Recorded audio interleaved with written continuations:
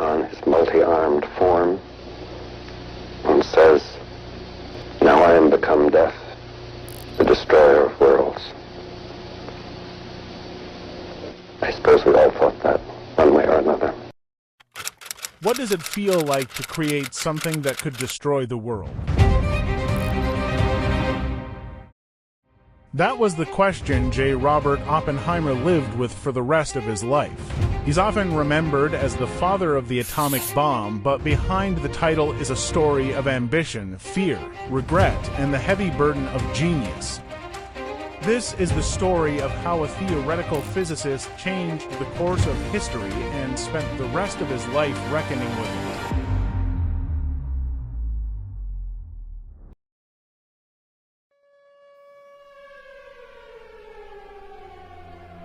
When news broke in 1939 that German scientists had split the uranium atom, the scientific world knew what that meant.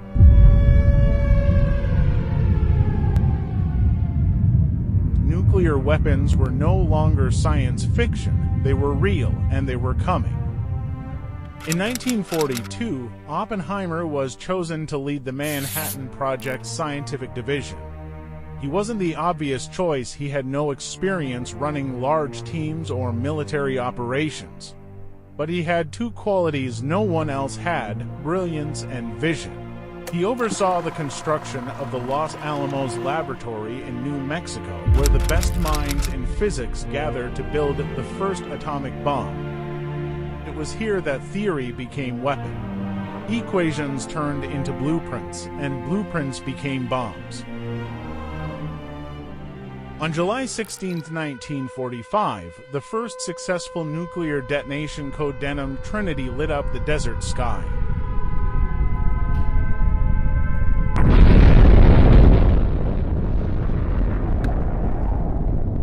Now I am become death.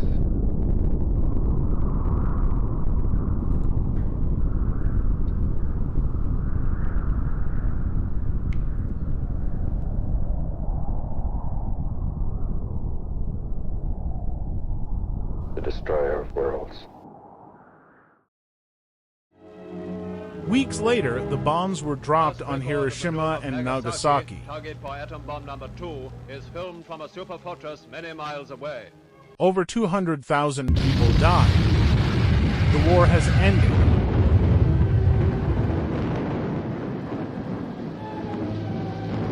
It was a great victory, but also a great tragedy.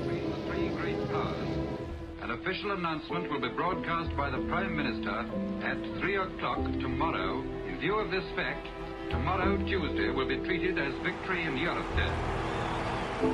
But for Oppenheimer, something else had begun.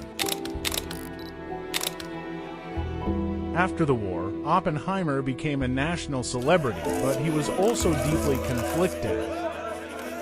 In his farewell speech to the Association of Los Alamos Scientists on November 2, 1945, J. Robert Oppenheimer expressed a sense of regret over the consequences of atomic weapons. I think when you play a meaningful part in bringing about the death of over 100,000 people and the injury of a comparable number, you naturally don't think of that as with ease. While not offering a direct apology, he defended the bomb's development as a scientific necessity and emphasized the need for new frameworks to govern atomic energy responsibly. He believed that science should serve humanity, not destroy it. He opposed the development of the hydrogen bomb and advocated for international control of nuclear weapons.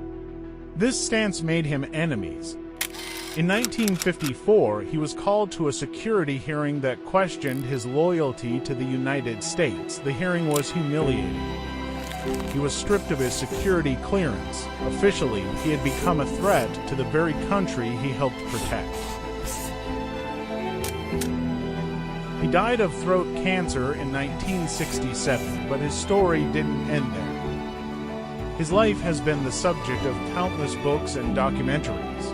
And in all of them, one question echoes. What does it feel like to create something that could destroy the world? Guilt. There are 100 reasons for seeing no hope at all. It's harder to think of anything on the other side. And yet, Oppenheimer spent the rest of his life trying to build hope through science, through regulation, and through the belief that humanity could still choose restraint. However frail and however tentative and however limited, they do exist, and they look to me like a bridgehead to a livable future.